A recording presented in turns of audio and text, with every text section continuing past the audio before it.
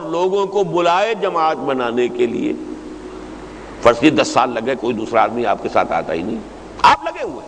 یہ نہ ہو کہ یہ آپ کا کوئی سائیڈ ایشو ہے، وہ ایک وہ پیس ٹائم ہے، وقت گزاری کا مشغلہ ہے، یا یہ کوئی سائیڈ ایکٹیویٹی نہیں. آپ کی تمام توانائیاں لگی ہوئی ہوں اور 10 برس تک کوئی نہ آئے آپ کے ساتھ، ایک آدمی ہو سکتا ہے، تو آپ اکیلے رہیں گے نا.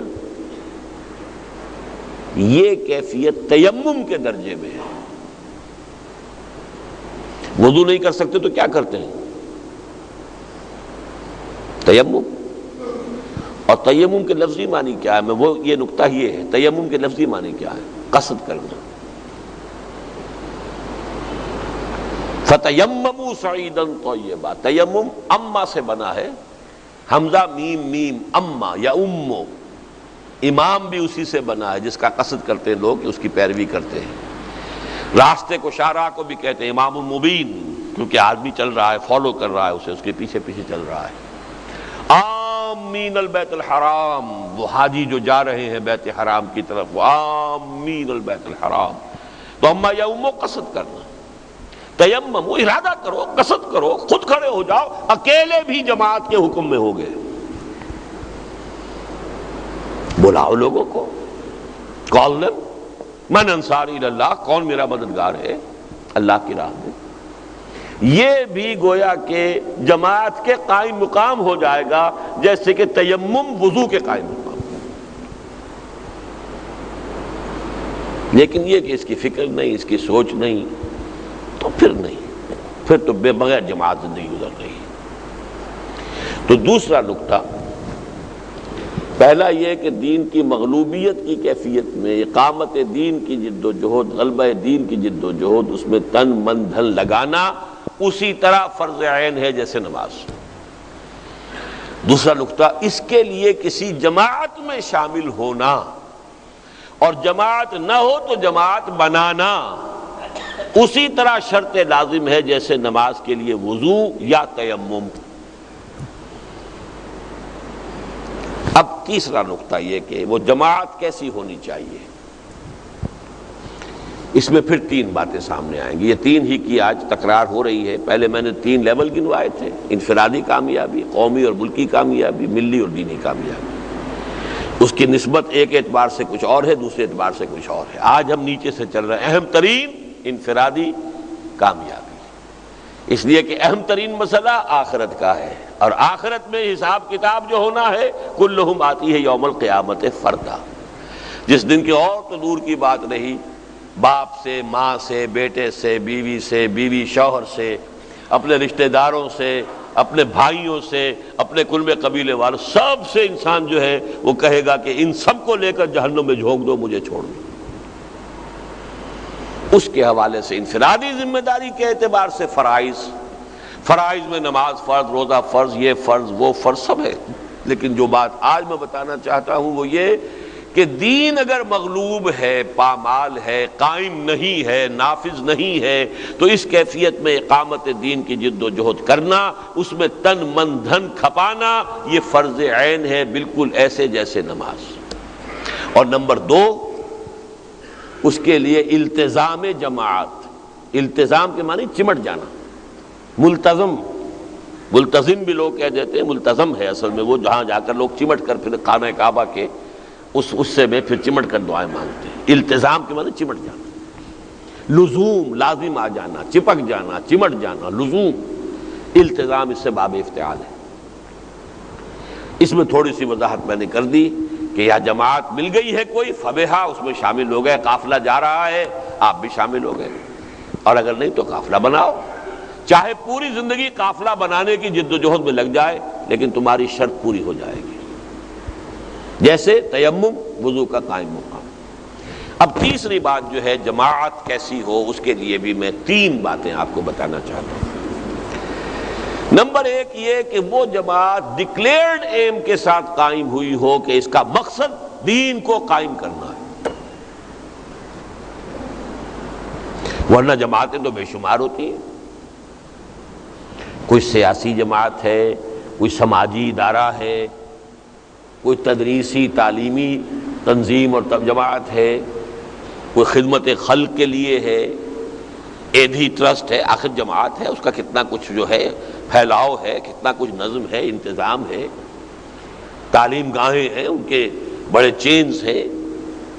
سماجی، سیاسی، قومی، تدریسی، اصلاحی، ان ساری جماعتوں سے ہٹ کر کہہ رہا ہوں، ڈکلیئرڈ ایم یہ ہو کہ ہم اس لیے یہ جماعت بنا رہے ہیں کہ ہم آخرت کی نجات اور اللہ کی رضا کے لیے اپنے آپ کو اس دنیا میں دین کو غالب کرنے کی جد و جہد کے لیے وقف کر رہے ہیں۔ This is the first prerequisite of that جماعت۔ ورنہ یہ کہ آدمی کسی انجمن میں، کسی جماعت میں، کسی میں شامل ہو جائے اور سمجھے کہ وہ میری شرط پوری ہو گئی تو وہ مغالطہ رفع ہونا چاہیے۔ ڈکلیئرڈ ایم یہ ہو، کھلم کھلا، یہ نہیں کہ صاحب ہے تو ہمارے دلوں میں تو یہی ہے، زبانوں ذہنوں میں تو یہی ہے، ابھی اس کے کہنے کا وقت نہیں۔ It should be declared aim, clear aim، ہدف یہ ہو کہ اللہ کے دین کی جد و جہد، غلبے کی جد و جہد۔ نمبر 2 یہ کہ اس جماعت کا طریقہ کار بالکل واضح ہونا چاہیے۔ یہاں بھی ایک نقطہ پہلی مرتبہ آج میرے ذہن میں آیا ہے، یہ میں اپنے رفقا کے لیے بھی تو کچھ ضیافت طبع کا سامان جو ہے اس طریقے سے اللہ فراہم کرا دیتا ہے کہ وہ بھی یہ نہ سمجھے کہ ہم نے تو وہی کچھ سنا ہے جو ہمیشہ سنتے رہے۔ ایک عجیب نقطہ سامنے آیا ہے، دیکھیے بلائنڈ فیتھ صرف نبی پر ہو سکتا تھا۔ نبی کے لیے ہرگز ضروری نہیں تھا کہ وہ یہ بتائے کہ مجھے یوں کرنا ہے، یوں کرنا ہے، ایسے کرنا ہے، یہ مراتب ہوں گے، یہ مراحل ہوں گے، یہ کوئی ضرورت نہیں۔ You have to have blind faith in him۔ وہ نبی ہے، اللہ خیر صلی اللہ، وہ معصوم ہے۔ کہیں اگر خدا نہ خواستہ کہیں کوئی امکان ہوا بھی غلط رخ پہ پڑنے کا، اللہ سیدھا کر دے گا، معصوم ہے۔ آپ اپنا ہاتھ اس کے ہاتھ میں دیجئے، فارغ۔ کوئی اور شخص اس پوزیشن میں نہیں ہے کہ آپ کہے کہ صاحب بس میں نے تو اس کو مان لیا۔ اگر یہ کیا تو گویا کہ یہ شرک فی النبوت ہو جائے گا۔ وہ بتائے کہ کیا کام کرنا چاہتا ہے، کیسے کرنا چاہتا ہے، کیا فلسفہ ہے، کیا اس کے سامنے طریقہ کار پیش نظر ہے، کیا مراحل ہیں، ہر مرحلے کے پری ریکویزٹس کیا ہیں، وہ کیسے ایک مرحلے سے دوسرے مرحلے میں جائے گا۔ دس از ڈیفینیٹلی پری ریکویزٹ۔ نبی کے لیے ضروری نہیں تھا۔ نبی اس پر نبوت پر ایمان لائے، اور یہ ایمان بالغیب ہے۔ ھدی للمتقین الذین یؤمنون بالغیب ویقیمون الصلاۃ ومما رزقناہم ينفقون۔ ایمان میں سب سے پہلی شے ہی ایمان بالغیب ہے۔ نبی پر ایمان کے بعد بس جدھر لے جائیں، دور مال حق حیث دار، جہاں بھی وہ لے کے جانا چاہیں جائیے۔ اور یہاں میں لفظ استعمال کر رہا ہوں جان بوجھ کر، بلائنڈ فیتھ۔ نبی کے بعد اگر کسی کے ساتھ یہ رشتہ ذہناً یا جذباتی اعتبار سے استوار کر لیا، یہ شرک فی النبوت ہو جائے گا، گویا کہ آپ نے اس شخص کو بھی کسی درجے میں نبوت میں شریک کر دیا، شعوری یا غیر شعوری طور پر۔ جیسے امامت معصومہ کا تصور میرے نزدیک شرک فی النبوت ہے۔ کوئی انسان معصوم نہیں ہے، کوئی انسان مفترض الطاعہ نہیں ہے۔ وہ کہے کہ پرسنلی میرا رائٹ ہے کہ تم میری اطاعت کرو، نو، ہو آر یو؟ آپ کو دلیل لانی پڑے گی کتاب و سنت سے، اور کم سے کم یہ کہ یہ ثابت کرنا ہوگا یہ کتاب و سنت کے منافی نہیں ہے۔ کم سے کم جو شے کتاب و سنت کے منافی نہیں ہے وہ مباح ہے، ٹھیک ہے، اس میں ہم آپ کی اطاعت کا عہد کرتے ہیں۔ سمطاعت فی المعروف دائرے میں ہو، مباحات کے دائرے میں۔ کوئی شخص ذاتی حیثیت میں کلیم نہیں کر سکتا کہ میں مطاع ہوں، میں مطاع مطلق ہوں، میرا حکم ماننا پڑے گا، نو۔ اگر کر لیا یہ پھر وہی شرک فی النبوت کا لفظ استعمال کر رہا ہوں۔ اسی لیے میں کہا کرتا ہوں، یہ آپ حضرات کے علم میں شاید ہوگا بہت سے ہمارے رفقا کے، کہ امامت معصومہ کا تصور 87.5% نبوت ہے، بس بچ گیا ہے 12.5% کی کمی ہے، اس لیے اس کے اوپر حکم نہیں لگا ہے۔ کہ نبوت کا دعویٰ ہے یا نبوت کا عقیدہ ہے. اسی لیے اہل تشیع کو ان کی تکفیر کا کوئی اجماعی فتویٰ کبھی نہیں ہو سکا. مختلف علماء نے اپنی رائے بھی ظاہر کی، اجماع نہیں ہو سکا کبھی. قادیانیوں کا ہو گیا، انہوں نے نبی کا لفظ استعمال کر لیا، بہت سہولت سے ہو گیا. لیکن 87.5% میں کیسے کاؤنٹ کرتا ہوں؟ 4 اوصاف ہیں لازمی نبی کے. نبی معمور من اللہ ہوتا ہے، وہ خود نہیں بنایا جا سکتا، نہ خود بنتا ہے، نہ لوگ انہیں چنتے ہیں، وہ خود معمور من اللہ ہے. وہ مفترض الطاعہ ہے، ذاتی حیثیت میں اس کی اطاعت لازم ہے. وہ معصوم عن الخطا ہے، غلطی کا صدور اس سے نہیں ہو سکتا، اور اس پر وحی آتی ہے. 4 ہو گئے، 25% ہر ایک کو کاؤنٹ کر لیجئے. امامت معصومہ کا جو تصور ہے اس میں وہ معمور من اللہ ہے، 25% ہو گئے. مفترض الطاعہ ہے، 50% ہو گئے. وہ معصوم عن الخطا ہے، 75% ہو گئے. وحی تو نہیں وہ کہتے کہ ان پر آتی ہے، لیکن کہتے ہیں کہ وحی کے اصل مفہوم کو صرف وہ جانتے ہیں. قرآن کو انٹرپریٹ کرنے کا صرف انہیں حق ہے، کسی اور کو حق نہیں.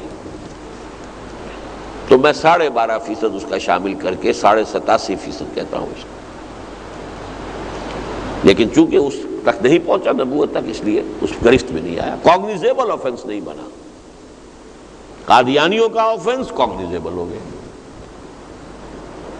بہرحال دوسری بات جو میں نے عرض کی، جماعت کیسی ہو؟ ڈکلیئرڈ ایم ہو اس کا کہ وہ اقامت دین، غلبہ دین کی جد و جہد کے لیے قائم ہوئی ہے. اس کے حوالے سے میں اس وقت، چونکہ میں نے ایک لفظ اوریاں پہلے بھی استعمال کیا ہے، آج کچھ باتیں اوریاں کر ہی دی جائیں. میں آپ سے صاف یہ بات بتا دینا چاہتا ہوں کہ کم سے کم پاکستان کی حد تک سوائے 2 جماعتوں کے کسی تیسری جماعت کا ڈکلیئرڈ ایم یہ نہیں. ایک جماعت اسلامی، اس کا دستور لیجئے، اس کا پورا پڑھیے، یہ مقصد وہ ہے اس کا. قائم ہوئی اسی کام کے لیے. وہ سیاسی تحریک نہیں تھی، وہ سماجی تحریک نہیں تھی، وہ اصلاحی تحریک نہیں تھی، وہ تبلیغی تحریک نہیں تھی، وہ تعلیمی تحریک نہیں تھی. ان تمام سے ہٹ کر اقامت دین کی جد و جہد، حکومت الہیہ کا قیام، نظام خلافت کا قیام، جو بھی آپ کہہ لیں. وہ تو یہ کہ ایک ہی شے کی تعبیر کے لیے الفاظ مختلف ہو سکتے ہیں. نظام مصطفیٰ کہہ لیں، نظام اسلام کہہ لیں، دین محمد کہہ لیں، دین اللہ کہہ لیں. یہ دین محمد بھی ہے، دین اللہ بھی ہے. اذا جاء نصر اللہ والفتح ورأیت الناس يدخلون فی دین اللہ افواجا. یہ دینی بھی ہے، میرا بھی دین ہے. اس اعتبار سے اس کی تعبیرات مختلف ہوں گی، لیکن اقامت دین، حکومت الہیہ کا قیام، اس پر بھی میری وہ منہج انقلاب نبوی میں پوری بحث موجود ہے. صرف 2 جماعتیں، تیسری کوئی جماعت نہیں.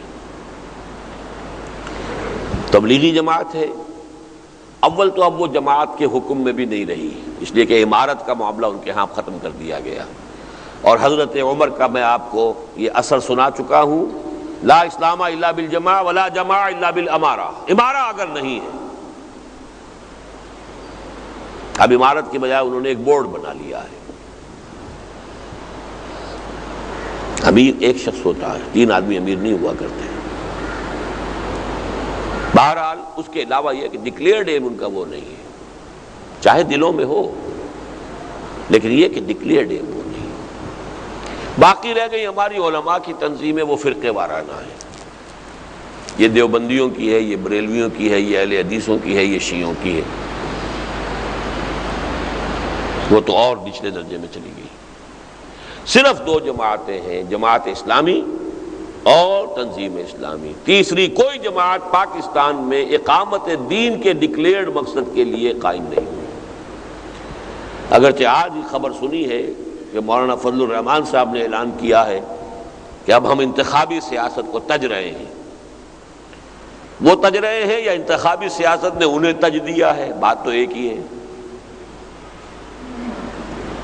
اب ہم جو ہے انقلابی جد و جہد سے کام کریں گے. چلیے اچھا ہے، ہم تو اسے بھی ویلکم کہیں گے، لیکن قائم وہ اس کام کے لیے نہیں ہوئے تھے.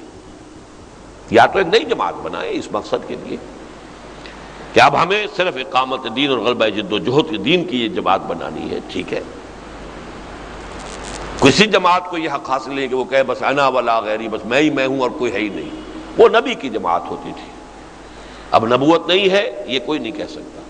میں آپ سے کہہ رہا ہوں، میں تنظیم اسلامی کا امیر ہوں، تنظیم اسلامی میں نے قائم کی ہے، میرا خون پسینہ اس کی بنیادوں میں ہے، لیکن میں کہہ رہا ہوں جماعت اسلامی بھی اسی مقصد کے لیے قائم ہوئی تھی۔ لیکن یہ کہ تیسرے نمبر پر آج جو میں نے بتایا، آج کی خبر ہے، دیکھیں کب تک قائم رہتے ہیں۔ وہ تو حالات کے حوالے سے سیاسی لوگوں کے رخ جو ہے وہ بدلتے رہتے ہیں۔ پہلی بات میں نے عرض کی کہ ڈکلیئرڈ ایم ہو اقامت دین کا۔ دوسرا، طریقہ کار واضح ہو۔ مولانا مودودی نے سن 40 میں یا 41 میں جماعت قائم کی، سن 40 میں انہوں نے وہ تقریر کی تھی اسلامی حکومت کیسے قائم ہوتی ہے، اسٹریچی ہال علی گڑھ، اپنا پورا نقشہ، ایک صالح جماعت کی ضرورت نامی کتابچہ اور اسلامی حکومت کیسے قائم ہوتی ہے۔ ان دونوں میں انہوں نے اپنا پورا جو ہے اسپیل کر دیا، اس کو واضح کر دیا، بیان کر دیا، اس طور سے کرنا۔ یہ دوسری بات ہے، یہ میری رائے ہے، کوئی اس کو صحیح سمجھے نہ سمجھے، میری کتابیں اس موضوع پر موجود ہیں، تحریک جماعت اسلامی ایک تحقیقی مطالعہ وغیرہ، کہ پاکستان بننے کے بعد وہ بھی 2 سال 3 سال اسی رخ پر رہے ہیں، لیکن سن 51 میں الیکشن کے میدان میں آ کر اب ایک پولیٹیکل پارٹی کی شکل اختیار کر لی۔ یہ میری رائے ہے۔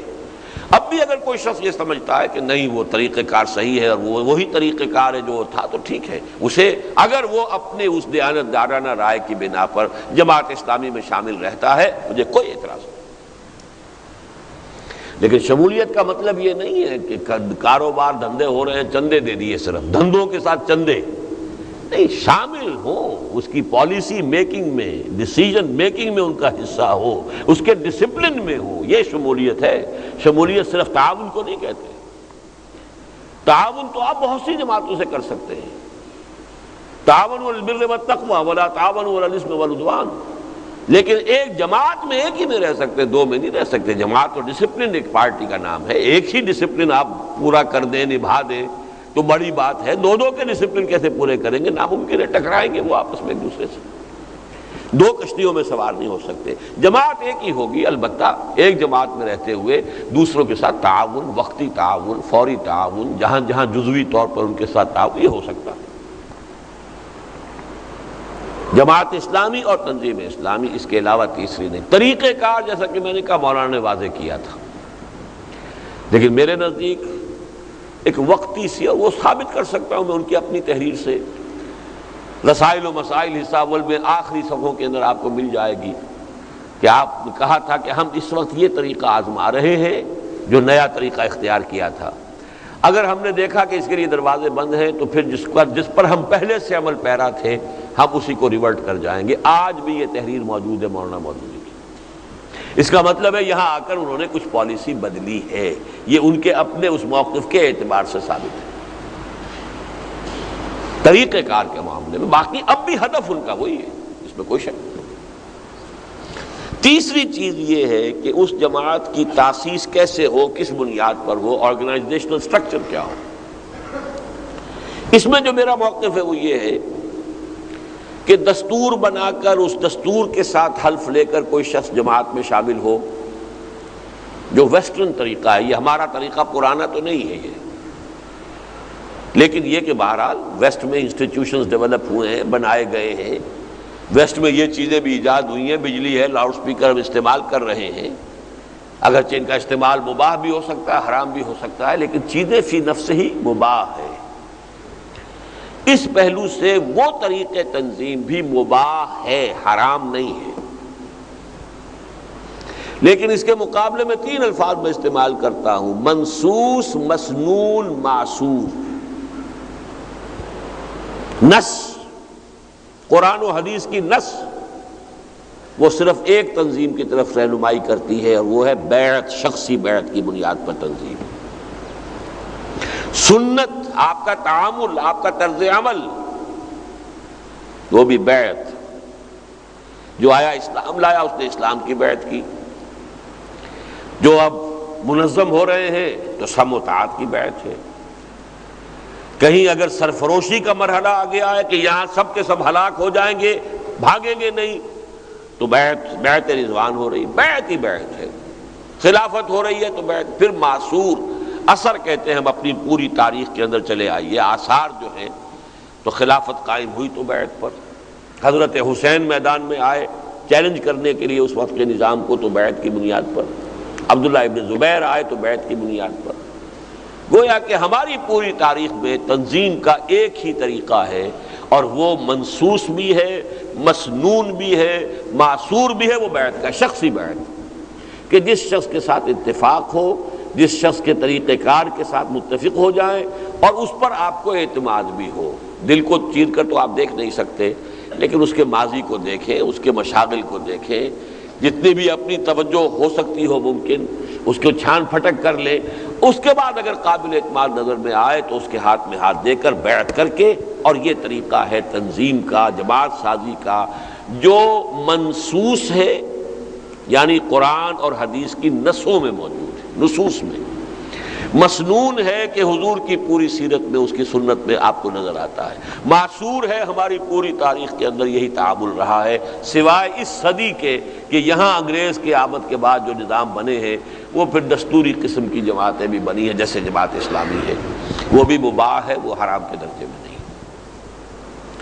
یہ ہے تین باتیں جو میں نے آپ کے سامنے رکھی ہیں، کہ جو میری آج کی گفتگو کا لب لباب ہے، اور یہی الدین و النصیحہ، خیر خواہی کے جذبے کے تحت میں آپ کو اپنے کم سے کم یہ 32 سالہ غور و فکر، سوچ بچار، اور جس پر کہ خود پھر میں نے اپنی زندگی کو استوار کیا ہے۔ یہ میرے لیے کوئی اکیڈمک ایکسرسائز نہیں ہے، صرف یہ میرے لیے کوئی علمی اور تصنیفی مشغلے کی حیثیت رکھنے والی شے نہیں ہے۔ اسی پر میں نے اپنی زندگی کو استوار کیا ہے، اسی پر الحمدللہ آج تک چل رہا ہوں، اور اسی پر جینے اور بقیہ جتنی زندگی ہے اس میں قائم رہنے، اور اسی پر مرنے کی جو ہے آرزو ہے۔ اور حدیث نبوی ہے، لا یؤمن احدکم حتی یحب لاخیہ ما یحب لنفسہ، تم میں سے کوئی شخص مومن نہیں ہو سکتا جب تک کہ اپنے بھائی کے لیے بھی وہی شے پسند نہ کرے جو اپنے لیے پسند کرتا ہے۔ اور الدین والنصیحہ، دین نام ہے خیر خواہی کا۔ قیل لمن یا رسول اللہ، قال للہ ولکتابہ ولرسولہ ولائمۃ المسلمین وعامتہ۔ یہ خیر خواہی کا حق ہے جو ادا میں کر رہا ہوں آج، کہ یہ تین چیزیں آج گنتی کر کے مجھ سے لے کر اٹھیے، آگے ان کو ماننا نہ ماننا، اختیار کرنا نہ کرنا، ان پر عمل کرنا نہ کرنا، یہ ہر شخص کا اپنا اختیار ہے۔ اب میں بہت ہی اختصار کے ساتھ اوپر کی 2 منزلوں کے بارے میں بھی کچھ باتیں کر لوں۔ قومی اور ملکی سطح جو ہم پاکستانی قوم کے نام سے آئیڈینٹیفائیڈ ہے، ایک ہمارا پاسپورٹ ہے، اس پر ہماری نیشنلٹی پاکستانی لکھا ہوا ہے۔ ایک ملک ہے جو پہلے 2 خطوں پر مشتمل تھا، وہ علیحدہ علیحدہ ہو گئے، اور بدقسمتی سے ایک حصے نے اپنا نام بھی بدل دیا۔ چھوڑیے ان باتوں کو، لیکن یہ کہ اس ملک کے بارے میں 2 باتیں لازم ہیں جو سمجھ لینے کی ہیں۔ باقی سارے مسائل بھی اہم ہیں، اس کی معاشی کیفیت، اس کی مالی حیثیت، اس کے قرضوں میں بند جانا، اس کا اور معاملات کے اعتبار سے یہاں پہ اخلاق کا دیوالہ نکل جانا، یہاں پہ غبن اور خیانت کا وہ بازار گرم ہونا کہ جس کی شاید دنیا میں اب کہیں اور نظیر نہ مل سکے، یہ ساری اپنی جگہ پر ہے۔ ہمارا لٹریسی پرسنٹیج اتنا کم ہے، یہ ساری چیزیں اپنی جگہ۔ ان میں سے کسی کو میں نہیں کہتا کہ یہ کوئی غیر حقیقی یا غیر اہم مسائل ہیں، لیکن 2 باتیں ہیں کہ جو ہے جڑ کی باتیں، جن کو سمجھ لینا چاہیے، اور ان پر پوری تفصیل سے تو میری کتاب استحکام پاکستان کے نام سے موجود ہے۔ پہلی بات یہ کہ اس ملک کے وجود میں آنے کے لیے جڑ اور بنیاد سوائے اسلام کے نعرے کے اور کچھ نہیں تھا۔ لفظ نعرہ استعمال کیا، میں نے یہ نہیں کہا اسلام تھا، نہیں، اسلام کا نعرہ۔ اس میں پوری بحث ہو جائے گی کہ مسلم لیگ کو دینی جماعت نہیں تھی، مسلم لیگ کی قیادت کوئی پریکٹسنگ مسلم پر مشتمل نہیں تھی، علماء کی حیثیت اگر تھی تو وہ ثانوی معاونین کی تھی، مددگاروں کی تھی، وہ اس کی قیادت میں شامل نہیں تھے۔ اب میں پوری بحث میں نہیں جانا چاہتا، لیکن یہ کہ اگر نعرہ یہ نہ لگتا کہ پاکستان کا مطلب کیا لا الہ الا اللہ، تو نہ 1946 میں مسلم لیگ کو وہ کامیابی حاصل ہو سکتی تھی جس کے بنا پر وہ پورے ہندوستان کے مسلمانوں کی واحد نمائندہ جماعت قرار پائی، نہ پاکستان وجود میں آ سکتا۔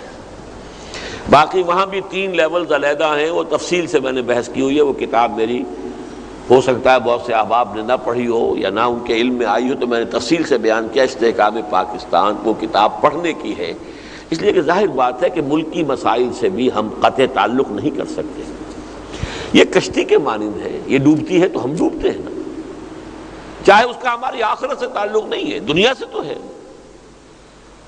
آپ کی ساری زندگی لگ رہی ہے اپنی اولاد کو بہتر سے بہتر پوزیشنوں میں پہنچانے کی اور اچھی سے اچھی بلڈنگیں چھوڑ کر جانے کی، یہ سارا جو ہے غرق ہو جائے گا کہ نہیں ہو جائے گا؟ یہ ملک اگر غرق ہو گیا، کون آ کے آباد ہوں گے یہاں پہ کیا معلوم؟ کتنے ہی لوگوں نے جو بڑے بڑے محل بنائے تھے ڈھاکہ کے اندر، اور پھر ان میں سے کتنے لوگ ہیں کہ جو نکلے ہیں وہاں سے بمشکل جو ہے بتن کے کپڑے لے کر، اور کتنے ہیں جو آج بھی وہاں کنسنٹریشن کیمپس کے اندر پڑے ہوئے ہیں، کیا پتہ کیا ہو۔ تو یہ ڈیفیکٹ ہو، اصل مسئلہ آخرت کا ہے، اس کی تو میں بات کر چکا۔ یہ ملک ڈوبتا ہے تب بھی اور رہتا ہے تب بھی، اصل مسئلہ ہمارا آخرت کا ہے۔ لیکن دنیاوی اعتبار سے ہماری ساری سوچ جو ہے جس کے پر گرد ہے، لیکن وہ ہم اپنے ذاتی مکان بنا لینے کو، بنگلے بنا لینے کو، کاروبار جما لینے کو یہ دیکھ رہے ہیں، یہ نہیں دیکھ رہے کہ جس کشتی میں یہ سب کچھ رکھ رہے ہیں۔ میں باہر جا کر کہتا ہوں تم یہاں پہ محنتیں کر رہے ہو، دن رات کی کوششیں سعودی عرب میں کر رہے ہیں، فلاں جگہ کر رہے ہیں، یہاں کر رہے ہیں، امریکہ میں کر رہے ہیں، اور کما کما کے جو ہے دن رات خون پسینہ ایک کر کے پاکستان بھیج رہے ہیں۔ میں نے کہا جس جہاز میں یہ سب کچھ وہاں رکھ رہے ہیں وہ جہاز ڈوب گیا تو کیا ہوگا؟ تو ایک بات اچھی طرح جان لیجئے کہ وی کانٹ افورڈ کہ ہم اس سے سرے سے لا تعلق ہو جائیں، نہیں۔ مجھ پر کوئی دن ایسا نہیں گزرا آج تک کہ میں اس سے لا تعلق رہا ہوں ذہناً یا عملاً۔ لیکن ایک بات یہ کہ اس ملک کے وجود میں آنے کا ذریعہ اسلام کا نعرہ تھا، اور اس ملک کے بقا اور استحکام کی بنیاد صرف اسلام ہوگا، لیکن حقیقی اور عملی اسلام۔ نعرہ اس کو سسٹین نہیں کر سکتا۔ نعرہ کون؟ نعرہ اپنی افادیت کھو چکا۔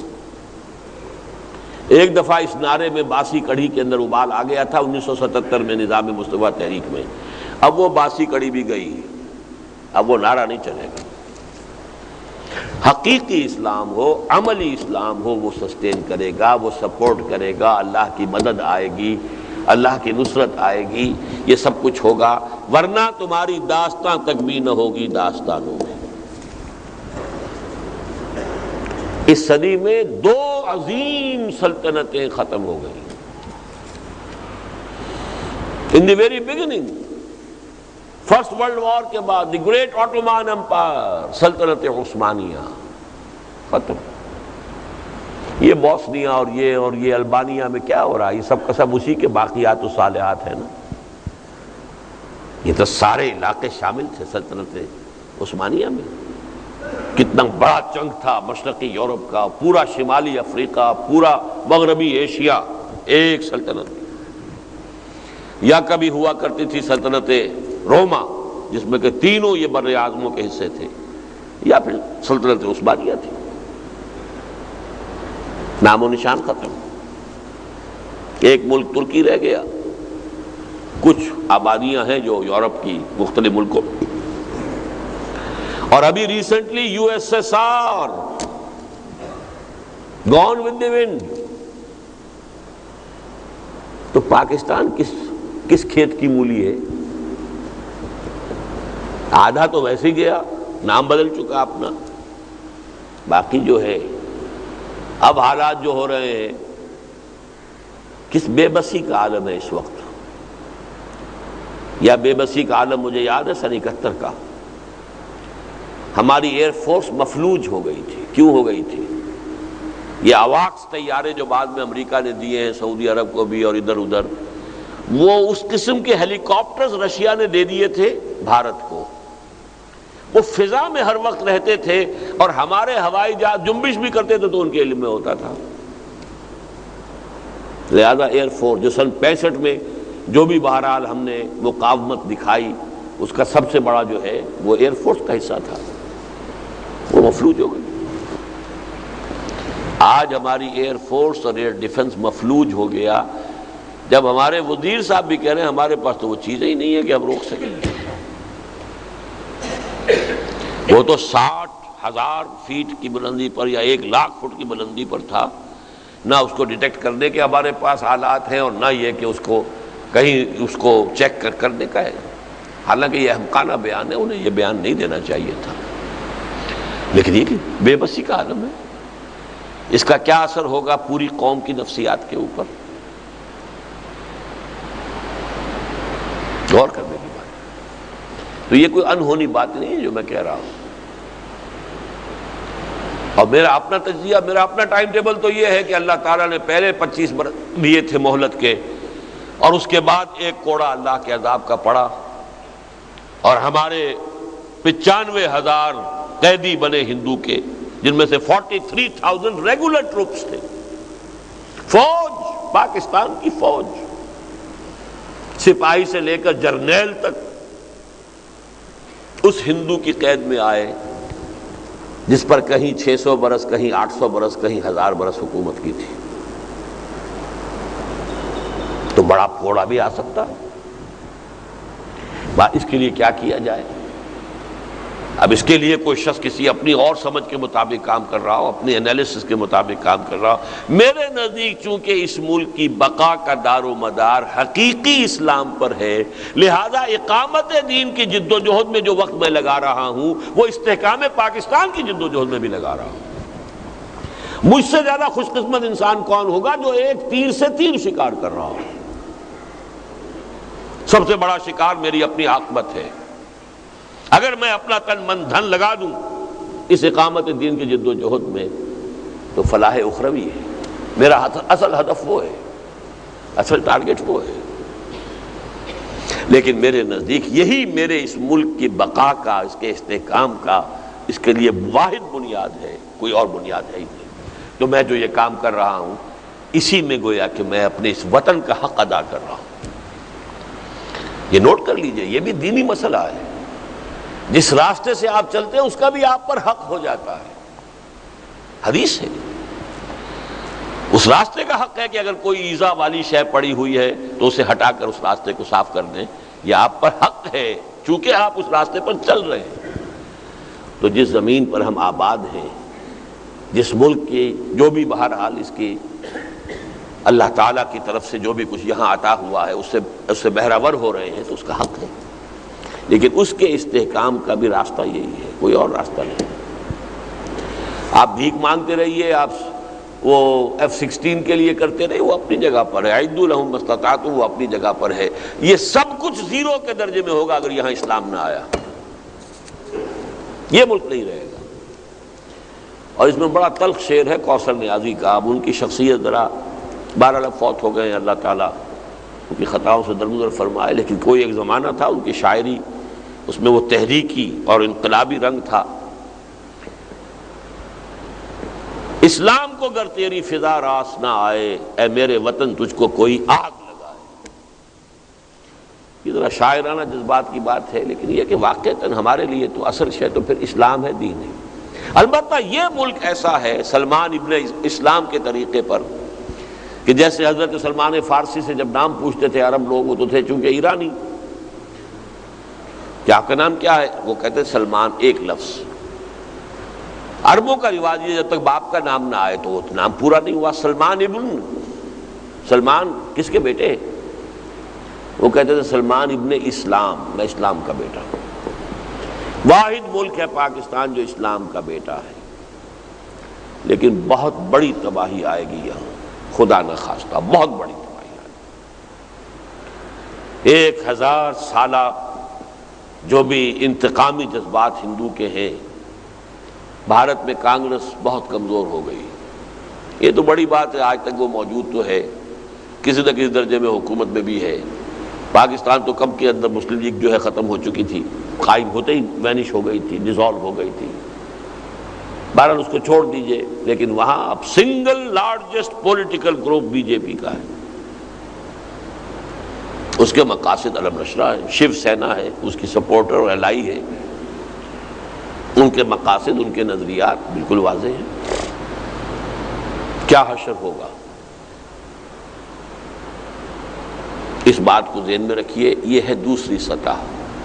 اس کا بھی اگر کوئی حل ہے تو یہ ہے کہ یہاں اسلام قائم ہو. قائم خود تو نہیں ہو جائے گا، اس کی جد و جہد کرنی ہوگی. جد و جہد اس طرز پہ کرنی ہوگی جس طرز پر کہ محمد رسول اللہ نے کی تھی صلی اللہ علیہ وسلم. وہ منہج انقلاب نبوی جو میں نے بیان کیا ہے وہ میرا طریقہ، اس پر غور کیجئے، اس پر سوچ بچار کیجئے.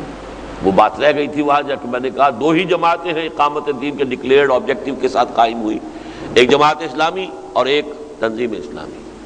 جماعت اسلامی کے 2 چھوٹے چھوٹے پیمفلیٹس مولانا مودودی کے، اسلامی حکومت کیسے قائم ہوتی ہے اور ایک سارے جماعت کی ضرورت ہے. ان میں انہوں نے اپنا طریقہ کار بنیادی طور پر بیان کر دیا تھا. چینج کی ہے پاکستان میں آ کر، اس کا ثبوت میں انہی کی تحریر سے، ان کے حوالے سے آپ کو دے رہا ہوں. لیکن یہ ہے کہ ہم نے اپنا پورا طرز عمل جو ہے 400 صفحے کی کتاب میں بیان کر دیا ہے، سیرت النبی سے ماخوذ کر کے. یہ طریقہ ہے، پورا انالیسس سیرت النبی کا، منہج انقلاب نبوی کتاب پڑھیے آپ.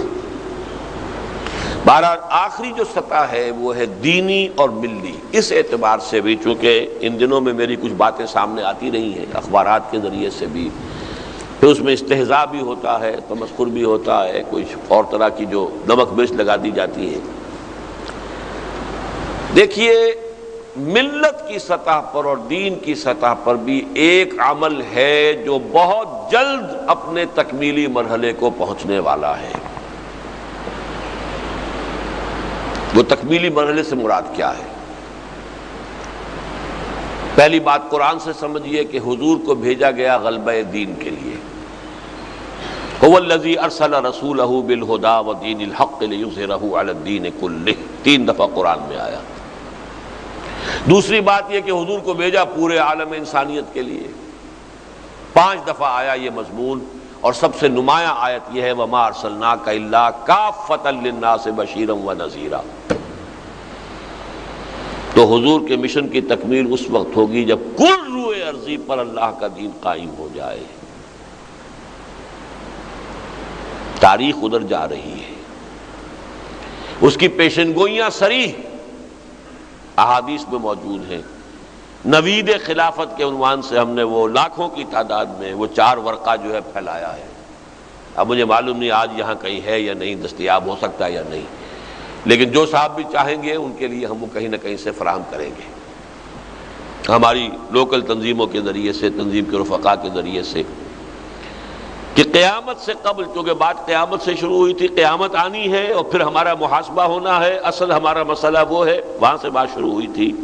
قیامت سے پہلے اس پورے روئے ارضی پر اللہ کا دین غالب ہوگا، خلافت علی منہاج النبوت کا نظام قائم ہوگا. اس کے لیے جو خوشخبریاں ہیں حضور نے دی ہیں صریح، وہ ہم نے احادیث کی صورت میں عام کی نوید خلافت کے روح سے. اور یوں سمجھیے تیسرے اعتبار سے کہ حضور نے فرمایا کہ میرے بعد اب اللہ تعالیٰ اس دین کی حفاظت کا انتظام جو کرے گا اس میں یہ بھی ہے کہ ہر صدی میں مجددین امت کو پیدا کرتا رہے گا. ان لا یبعث فی هذه الامة علی راس کل 100 عام من یجدد لها دینها. 14 صدیوں کے مجددین، اب نام گنوانا جو ہے وہ اس کے میں وقت لگ جائے گا، لیکن یہ کہ بہرحال یہ نوٹ کر لیجئے کہ پہلے 1000 برس کے مجددین سارے عالم عرب میں آئے. 11ویں صدی، 12ویں صدی، 13ویں صدی، 14ویں صدی کے مجددین ہند میں پیدا ہوئے. احمد سرہندی رحمۃ اللہ علیہ، عبدالحق محدث دہلوی رحمۃ اللہ علیہ، شاہ ولی اللہ دہلوی رحمۃ اللہ علیہ، سید احمد بریلوی رحمۃ اللہ علیہ. 14ویں صدی میں شیخ الہند جیسا مجاہد حریت، علامہ اقبال جیسا مفکر، مولانا مودودی جیسا مصنف، مولانا الیاس جیسا مبلغ، پوری دنیا میں ان کے برابر کا، ان کی سطح کا، ان کے سٹیچر کا، ان کی قد و قامت کا کوئی شک موجود نہیں. یہ انڈیکیشنز ہیں 400 years indications, historical indications. 15ویں صدی شروع ہو گئی، 17 برس اس کے جا چکے، 18ویں میں اب ہم ہیں۔ 15ویں صدی کا مجدد، یہ گمان کی بات ہے، خیال کی بات ہے، وہی ہوں گے جنہیں اہل تشیع کہتے ہیں، امام مہدی کے وہ ان کے 12ویں امام تھے، روح پوش ہیں۔ حقیقت میں وہ بھی مجدد ہوں گے، جیسے یہ مجدد اپنی اپنی صدیوں میں پیدا ہوتے رہے۔ حضرت احمد سرہندی کوئی 1000 برس سے کہیں روح پوش تو نہیں تھے، شاہ ولی اللہ دہلوی کہیں روح پوش نہیں، روح پوش ہوں گے عالم ارواح میں کہیں ہوں گے، عالم ارواح سے اپنے والدین کے ذریعے سے وہ دنیا میں آ گئے، ایسے ہی کوئی شخص۔ لیکن اہل سنت بھی مانتے ہیں کہ عرب میں اسلامی حکومت قائم کرنے کے لیے ایک عظیم شخصیت ابھرے گی۔ دوسری طرف اس کی حکومت قائم کرنے کے لیے، مضبوط کرنے کے لیے، مستحکم کرنے کے لیے مشرق سے اور خاص طور پر خراسان کی طرف سے فوجیں آئیں گی۔ یہ عجیب حقائق ہے، ذہن میں رکھیے۔ عرب قوم من حیث القوم کھوکھلی ہو چکی ہے۔ 2 اسباب ہو گئے اس کے کھوکھلے ہونے کے۔ ایک تو وہ مغرب کے بہت قریب تھی، یورپ کے بالکل قریب، یورپ کے اثرات اس پر سب سے پہلے پڑے۔ میڈیٹرینین جس کو ہم سمندر کہہ دیتے ہیں، سی، بحیرہ روم، وہ کیا ہے؟ ایک بڑی سی خلیج ہے، کیا ہے اس کے؟ بحیرہ کیا ہے اس کا؟ ادھر یورپ، ادھر شمالی افریقہ اور ادھر شام، یہ ممالک جو ہیں مغربی تہذیب ان کی رگ و پے میں سرایت کر گئی۔ ثانیاً جہاں تیل نکل آیا دولت، اور دولت نے ان کے اخلاق کا، ان کے اندر عیاشی اور عیش پرستی اور آسانیت، اس سب کا پیدا کر کھوکھلی ہو چکی۔ یہی وجہ ہے کہ ایک مغضوب علیہم قوم کے سامنے سر جھکائے کھڑے ہیں، سب کے سب یہود کے سامنے۔ شخص تو ایک ابھرے گا وہاں، لیکن اس کے لیے مدد یہاں سے جائے، مشرق سے۔ میرے عرب کو آئی ٹھنڈی ہوا جہاں سے، میرا وطن وہی ہے، میرا وطن وہی ہے۔ خراسان کے بارے میں حدیث آئی، وہ بھی ہمارے اسی کتابچے میں موجود ہے۔ یخرج من خراسان رایات اسود لا یردھا شیء حتی تنصب بإیلیا۔ خراسان سے سیاہ علم چلیں گے، انہیں کوئی لوٹا نہیں سکے گا، رخ پھیر نہیں سکے گا، یہاں تک کہ وہ ایلیا میں یعنی یروشلم میں جا کے نصب ہو جائیں گے۔ گویا کہ یروشلم ہمارے ہاتھ سے نکل چکا ہوگا، آج وہ کیفیت ہے۔ پہلی مرتبہ نکلا تھا، عربوں کے ہاتھوں سے نکلا تھا نا، واپس کس نے لیا تھا؟ عرب نہیں لے سکے تھے، کرد خون تھا گرم، صلاح الدین ایوبی رحمت اللہ علیہ۔ اب پھر نکل گیا، پھر کس کے ہاتھ سے نکلا؟ عربوں کے ہاتھوں سے نکلا۔ 67 وار، 6 days وار، اردن کی بھی پٹائی ہو گئی اور مصر کی بھی ہو گئی اور شام کی بھی ہو گئی اور یروشلم بھی گیا اور یہ سارے گولان ہائٹس بھی گئے اور ویسٹ آف جارڈن بھی گیا، سینائی بھی گیا تھا، وہ تو انہوں نے واپس لے لیا۔ تو واپس مانا صلح مان کے نیچے ہو کر، تب مانا تسلیم کر کے، لیکن یہ کہ یہ پھر واپس لیں گے، لیکن لینے والے عرب نہیں ہوں گے، خراسان۔ اور خراسان وہ علاقہ ہے، ایک بڑا علاقہ تھا یہ کہ جس کا ہارٹ ہے موجودہ افغانستان۔ کچھ علاقے پاکستان کے ایک تھوڑا سا چنک ہے جو اب بھی خراسان کے نام سے ایران میں ہے، صوبہ جس میں ابھی حال ہی میں بہت بڑا زلزلہ آیا تھا، خراسان یہ آپ نے اخبارات میں پڑھا ہوگا۔ وہ چھوٹا سا ایک کونا ہے ایران کا اور وہ ایک صوبہ ہے، اور یہ ہے در حقیقت، اور کچھ جو ہے یہ جو روسی ترکستان سے، روسی USSR کی تحلیل کے بعد آزاد ہوئی ہیں، اس کے علاقے ہیں۔ یہ خراسان بزرگ، the greater Khorasan of the time of the prophet صلی اللہ علیہ وسلم، یہاں ہوگا جو ہونا ہے۔ مجددین امت، تجدید دین، فکری کام، علمی کام ہندوستان میں، اور یہ جو بھی کچھ ہوا ہے جہاد افغانستان کا، 15 لاکھ آدمی جس قوم نے دے دیے ہیں، ظاہر بات ہے کہ جو قوم مرنے کے لیے تیار ہو جائے، جس نے مرنا سیکھ لیا ہو، جو موت کے ساتھ کھیل سکتی ہو، پھر اس کو کوئی شکست نہیں دے سکتی۔ یہ ہے کمنگ ایونٹس کی ایک تصویر۔ Coming events cast their shadows before, جس کی خبریں دی گئی ہیں احادیث نبویہ میں، اور جس کی طرف تاریخ خود بخود رفتہ رفتہ بڑھتی چلی جا رہی ہے۔ ادھر آرمگڈون ہونا ہے، الملامت العظمیٰ ہونا ہے، ادھر جنگ ہونی ہے، اور ادھر سے مدد جائے گی۔ اس کا مطلب ہے اس علاقے میں پہلے قائم ہو چکے گا تو جائے گی نا مدد۔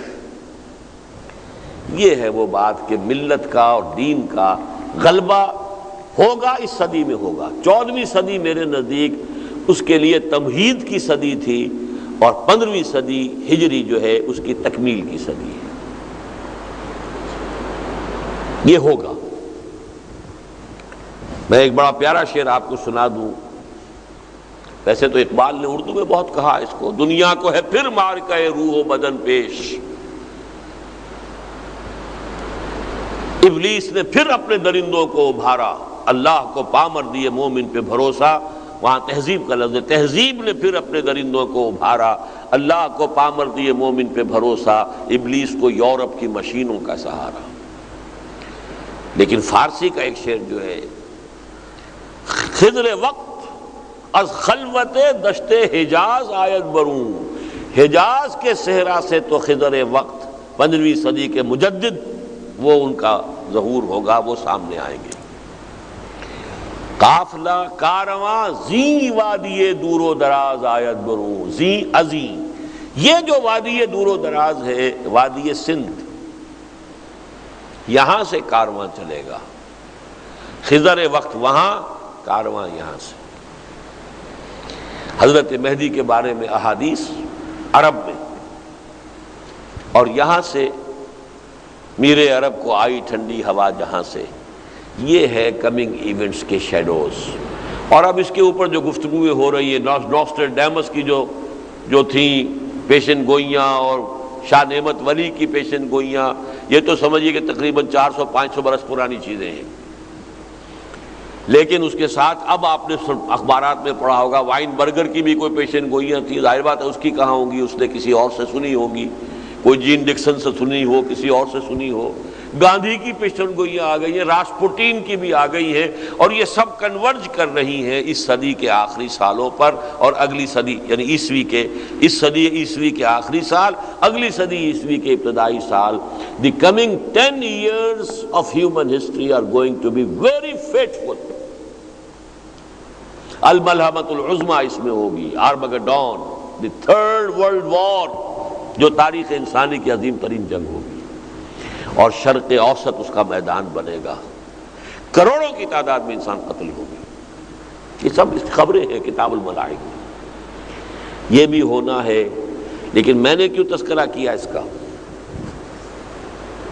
یہ تو ہونا ہے، میری اور آپ کی کامیابی کا دار و مدار یہ ہے کہ ہمارا کچھ حصہ اس پروسیس میں پڑتا ہے یا نہیں۔ ہونا تو ہے،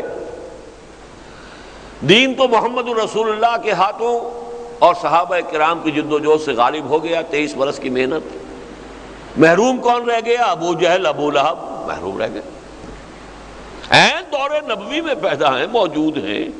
حسن ز بصرہ بلال از حبش صہیب از روم، ز خاک مکہ ابو جہل، بلکہ ابو جہل سے بڑھ کر ابو لہب کا ہی ہے یہاں۔ ابو لہب خاک مکہ نہیں، حضور کے گھر میں، وہ تو خیر بنو امیہ کا تھا، بنو مخزوم کا، یہ تو بنو ہاشم کا چشم و چراغ ہے ابو لہب۔ ایک دیوار بیچ ہے محمد رسول اللہ کے اور اس کے گھر میں، اسی لیے وہ ام جمیل جو ہے وہ گندگی بھی پھینک دیا کرتی تھی، اور اگر کہیں ہانڈی چڑھی ہوتی تھی اس ہانڈی کے اندر ان کے اوپر بھی نجاست پھینک دیتی تھی، کرتی تھی کہ نہیں؟ اس لیے کہ ایک دیوار بیچ میں تھی، صبح کے وقت کانٹے بچھاتی تھی، یہ سارے کرتے تھے نا۔ کوئی بجلی اسٹریٹ لائٹس تو نہیں تھی۔ حضور اگر نکلتے ہوں گے in the small hours of the morning بیت اللہ میں جا کر کچھ عبادت کرنے کے لیے، تو کیا ہوتا ہوگا آپ کے ساتھ ان کانٹوں کی وجہ سے؟ لیکن تھا کون؟ چچا، اور وہ محروم رہا۔ تبت یدا ابی لہب وتب ما اغنی عنہ مالہ وما کسب۔ اس دور میں رہتے ہوئے لوگ اگر ناکام رہے اور شقی رہے تو اس دور میں بھی دین غالب ہو جائے گا۔ ہم شقی رہیں گے اگر ہم نے اپنے فرائض ادا نہ کیے۔ دس از دی کرکس آف دی میٹر۔ یہ نہیں ہے کہ دین غالب ہو گیا تو ہم کامیاب ہو گئے۔ ہم کیسے کامیاب ہو گئے؟ عین حضور کے ساتھ ہو کر ایک شخص جنگ کر رہا ہے، مر گیا ہے، شہید ہو گیا ہے، قتل ہو گیا ہے، سب لوگ کہہ رہے ہیں وہ تو جنت میں پہنچ گیا. حضور نے فرمایا میں نے تو اسے دوزخ میں دیکھا ہے. تحقیق کی گئی، یہ دو واقعات علیحدہ علیحدہ آتے ہیں. ایک تو یہ ہے کہ زخمی ہو گیا تھا اور زخموں کا جو درد کرب تھا وہ برداشت نہیں ہو سکا، خودکشی کر لی تھی، اپنے عمل سے جہنمی بن گیا، چاہے وہ محمد رسول اللہ کے ساتھ ہو کر جنگ کی ہے اور زخمی ہوا. تو کلہم آتی ہے یوم القیامت فردا. یہ نہیں کہ آپ محمد کی جماعت میں شامل تھے تو کیا کہنے، بس آپ تو پاک ہو گئے، صاف ہو گئے. محمد کی جماعت میں عبداللہ ابن ابی بھی تھا جو کھڑے ہو کر جامع مسجد جمعے کے وقت کہتا تھا، پہلے اعلان کرتا تھا لوگوں ان کی باتیں توجہ سے سنو، یہ اللہ کے رسول ہیں. شقی ہے، شقی رہا، شقی چلا گیا دنیا سے. دین کا غلبہ تو ہونا ہے. میری اور آپ کی کامیابی بڑا پیارا شعر ہے، چسود از رہبر کامل تہی دستان قسمت را، خضر از چشمہ حیواں تشنہ می آرد سکندر را. کوئی شخص تہی دست ہو، تہی دستان قسمت، خود بدبخت ہو تو خضر وقت بھی اس کی انگلی پکڑ کر لے کر چلے گا تو اسے کچھ فائدہ نہیں ہوگا. کہ چشمہ حیواں تک پہنچا کر بھی حضرت خضر سکندر کو واپس لے آئے، پانی نہیں پینے دیا، وہاں پہنچا تو دیا تھا. جسود از رہبر کامل تہی دستان قسمت را، کیا فائدہ. خضر از چشمہ حیواں تشنمی آرد سکندر را. تو اگرچہ یہ ہونا ہے، یہ میں نے اس حوالے سے کہا یہ ہونا ہے، لیکن اگر ہم اس پاکستان میں اقامت دین کی جد و جہد میں اپنا خون پسینہ ایک کریں تو ہم اس پروسیس میں بھی شریک ہیں. یہ ہے وہ تیسرا شکار. پہلا شکار میری اپنی عاقبت ہے، اس کے لیے میں نے ساری شروع جو کیا تو یہیں سے کیا. کلہم آتی ہے یوم القیامت فردا، لا یسأل حمیم حمیما یبصرونہم یود المجرم لا یفتدی من عذاب یومئذ ببنیہ وصاحبتہ واخیہ وفصیلتہ التی تؤویہ ومن فی الارض جمیعا ثم ینجیہ کلا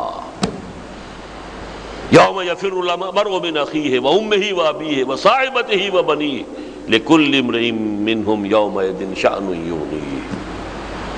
وہ ہے ہمارا اصل ہدف.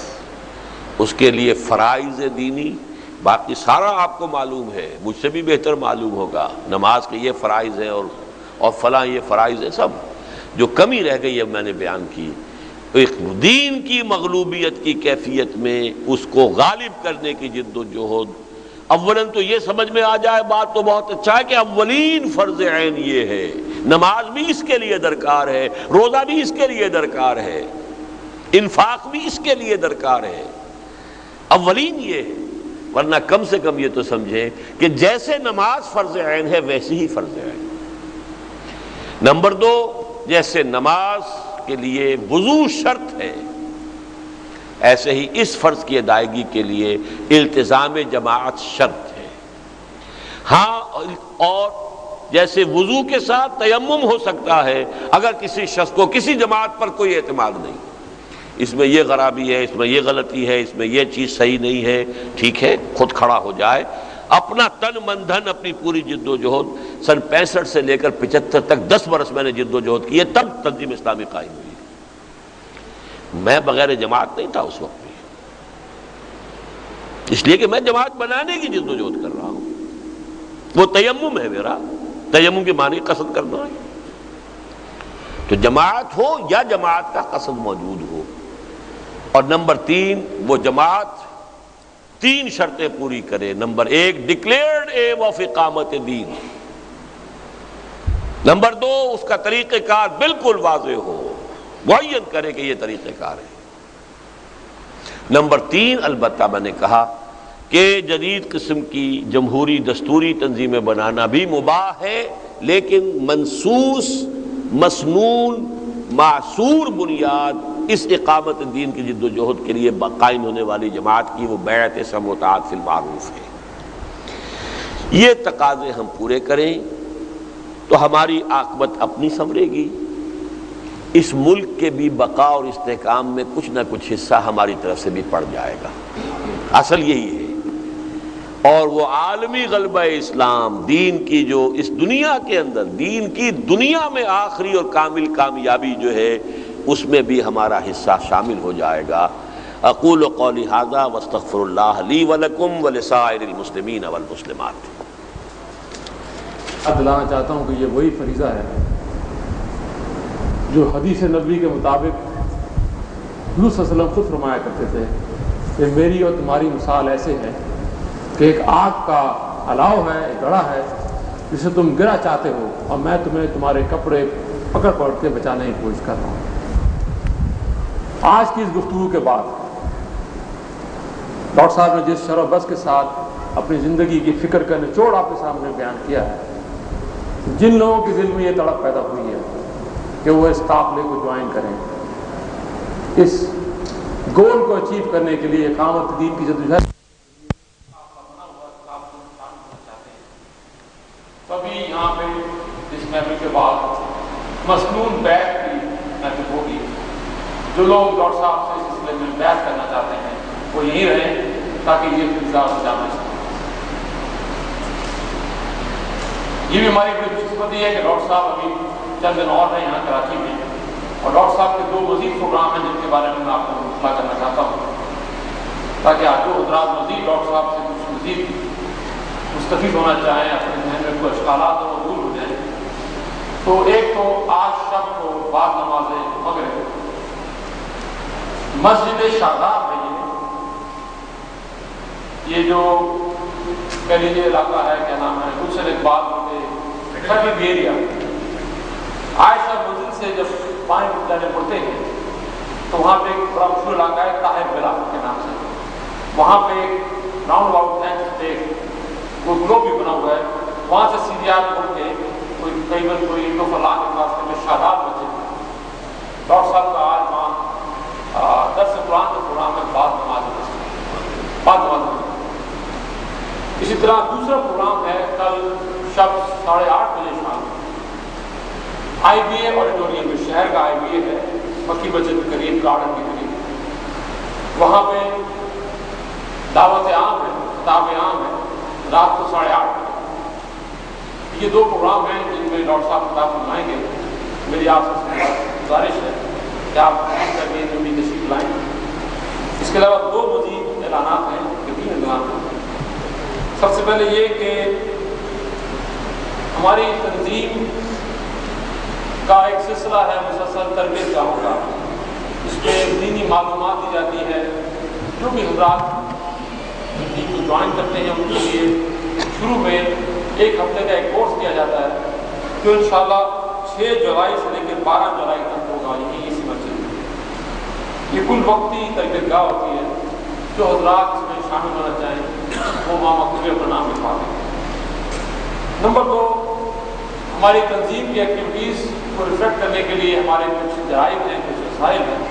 اس میں سب سے اہم اس وقت جو ہے وہ ندائے خلافت۔ یہ ندائے خلافت اب پہلے تو یہ 15 دن کے بعد نکلتا تھا، اب یہ ہفتہ وارہ ہوا، اور یہ اس کا تعداد شمارہ بھی یہاں موجود ہے مکتبے پہ، اس کو آپ حاصل کر سکتے ہیں۔ اسی طرح نوید خلافت کا کتاب تھا، وہ تمام احادیث کا ذکر ڈاکٹر صاحب نے فرمایا، اس کا کتاب سے بھی یہاں مکتبے موجود ہے۔ اب جو حضرات ایک علامات ہے، اب مجھے خیال ہو رہا ہے کہ ہم سے یہ کوتاہی ہوئی ہے کہ ہم نے کھانا نہیں کھلایا آپ لوگوں کو، تو سیرت النبی کے مطابق پورا عمل نہیں کیا۔ لیکن جو بات بتانا چاہتا ہوں وہ یہ کہ دوسری مرتبہ جب ذرا شرم آ گئی لوگوں کو تو تب بھی تقریر سننے کے بعد ایک آدمی بھی نہیں اٹھا کہ جو ایمان لایا ہو۔ صرف لے دے کے حضرت علی رضی اللہ تعالیٰ عنہ کھڑے ہوئے، وہ پہلے ہی سے ایمان لائے ہوئے تھے۔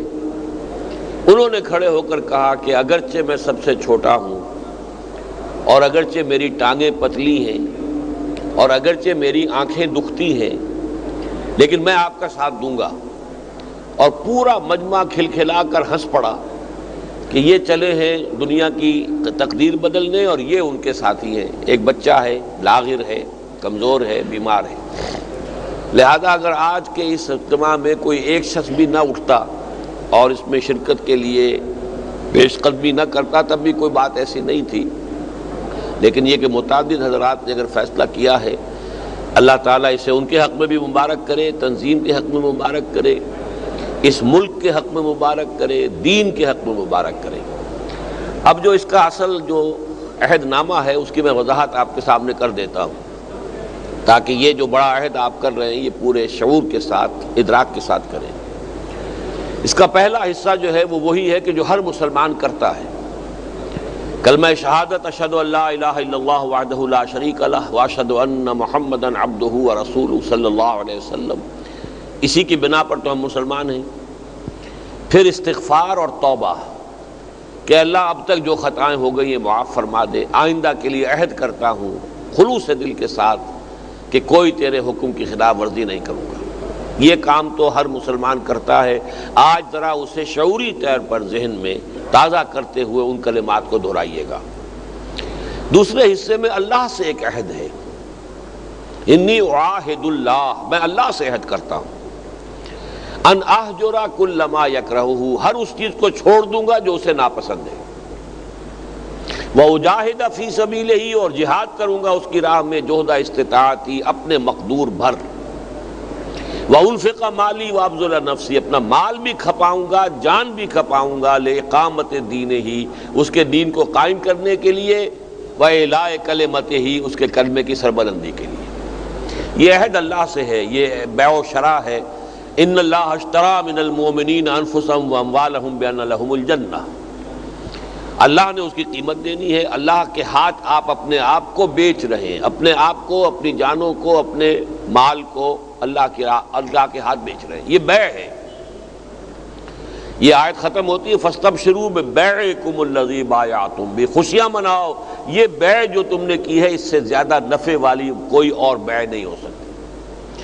تیسرا حصہ ہے جو مجھ سے متعلق ہے، میرے اور آپ کے مابین ایک معاہدہ ہے، وَلِأَجْلِ ذَلِكَ، اس مقصد کے لیے، اقامت دین کی جد و جہد کے مقصد کے لیے، اُبَایِعُکَ، میں آپ سے یہ عہد کر رہا ہوں، بیعت کر رہا ہوں، عَلَى السَّمْعِ، کہ آپ کا ہر حکم سنوں گا۔ کیا معنی؟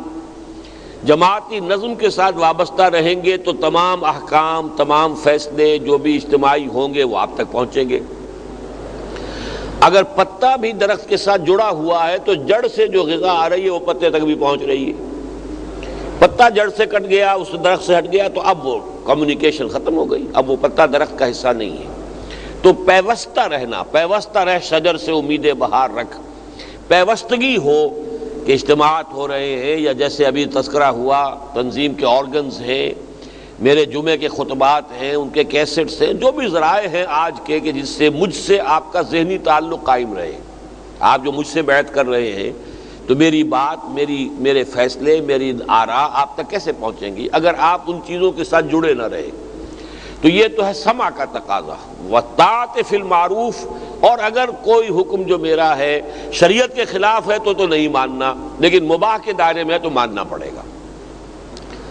فی العسر والیسر، چاہے تنگی ہو اور چاہے آسانی ہو، والمنشط والمکرہ، چاہے آپ کی ذاتی طور پر جو ہے طبیعت آمادہ ہو، چاہے اپنی طبیعت پر جبر کرنا پڑے۔ فرض جو ہے وہ طبیعت پر جبر کر کے بھی ادا کرنا پڑتا ہے۔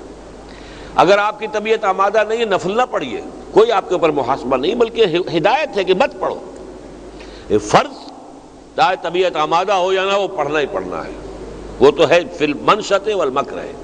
ہاں نوافل میں یہ ہے کہ طبیعت آمادہ ہے، انشراح ہے تو ضرور ادا کرے ورنہ نہ کرے۔ تو فی العسر والیسر والمنشط والمکرہ وعلی اثرۃ علی، اور چاہے مجھ پر دوسروں کو ترجیح دے دی جائے۔ یہ میں نہیں کہوں گا میں تو آپ کا پرانا ساتھی ہوں، اتنے سال پرانی میری سٹینڈنگ ہو گئی ہے اور آپ نے نو وارد کو امیر بنا دیا، نہیں، یہ اختیار جو ہے گویا کہ جو شخص بیعت کر رہا ہے وہ میرے حوالے کر رہا ہے۔ وعلی اثرۃ علی وعلی اللہ انازل امرہ، اور جنہیں آپ ذمہ دار بنا دیں گے ان کے بھی احکام سے اور ان کے معاملات سے ہم جھگڑیں گے نہیں۔ حالانکہ بیعت تو ان سے نہیں ہے، بیعت تو مجھ سے ہے، لیکن میں جس کو امیر بنا رہا ہوں اس کا حکم ماننا بھی اسی درجے میں ضروری ہے۔ جیسے کہ حضور نے فرمایا کہ من اطاع امیری فقد اطاعنی ومن عصى امیری فقد عصانی ومن اطاعنی فقد اطاع اللہ ومن عصانی فقد عصى اللہ، جس نے میرا حکم مانا اللہ کا حکم مانا، جس نے میری نافرمانی کی اللہ کی نافرمانی کی، جس نے میرے امیر کا حکم مانا اس نے میرا حکم مانا، جس نے میرے مقرر کردہ امیر کی نافرمانی کی اس نے میری نافرمانی کی۔ اور آخری بات اس بیت میں یہ ہے کہ وَعَلَىٰ نَقُولَ بِالْحَقِّ أَيْنَمَا كُنتُ، حق بات ضرور کہوں گا جہاں بھی کہیں ہوں گا، لا أخاف فی اللہ لومۃ لائم، اور کسی ملامت کرنے والے کی ملامت کے خوف سے اپنی زبان بند نہیں کروں گا۔ یہ ہے وہ بیعت جو آپ مجھ سے کریں گے۔ پہلے دو حصے میں نے بیان کر دیا، بسم اللہ کیجئے، میرے ساتھ الفاظ دہراتے جائیے۔ بسم اللہ الرحمن الرحیم، ذرا بلند آواز سے پڑھیں۔ بسم اللہ الرحمن الرحیم، اشہد ان لا الہ الا اللہ وحدہ لا شریک لہ واشہد ان محمدا عبدہ ورسولہ صلی اللہ علیہ وسلم، استغفر اللہ ربی من کل ذنب واتوب الیہ توبۃ نصوحا، انی اعاہد اللہ ان اہجر کل ما یکرہہ واجاہد فی سبیلہ جہد استطاعتی وانفق مالی وابذل نفسی لإقامت دینہ وإعلاء کلمتہ ولأجل ذلک ابایعک علی السمع والطاعۃ فی المعروف فی العسر والیسر والمنشط والمکرہ وعلی اثرۃ علی وعلی اللہ انازع الامر اہلہ وعلی ان اقول بالحق اینما کنت لا اخاف فی اللہ لومۃ لائم۔ میں نے آپ کی یہ بیعت قبول کی، اللہ تعالیٰ آپ کو اس پر کاربند رہنے اور پورا اترنے کی توفیق عطا فرمائے۔ دعا مانگ دیجئے۔ الحمدللہ الذی ہدانا لہذا وما کنا لنہتدی لولا ان ہدانا اللہ، ربنا لا تزغ قلوبنا بعد اذ ہدیتنا وہب لنا من لدنک رحمہ انک انت الوہاب، یا مصرف القلوب صرف قلوبنا الی طاعتک، یا مثبت القلوب ثبت قلوبنا علی دینک، اللہم وفقنا لما تحب وترضى، اللہم وفقنا ان نجاہد فی سبیلک باموالنا وانفسنا، اللہم ارزقنا شہادۃ فی سبیلک، اللہم الف بین قلوبنا واجعلنا عبادک اخوانا، اللہم اغفر لنا ولآبائنا ولأمہاتنا ولجمیع المؤمنین والمؤمنات والمسلمین والمسلمات الاحیاء منہم والاموات انک سمیع مجیب الدعوات، اللہم اشف مرضانا مرضى المؤمنین والمؤمنات والمسلمین والمسلمات، وصلی اللہ تعالی علی خیر خلقہ محمد وآلہ واصحابہ اجمعین برحمتک یا ارحم الراحمین۔ آپ حضرات نے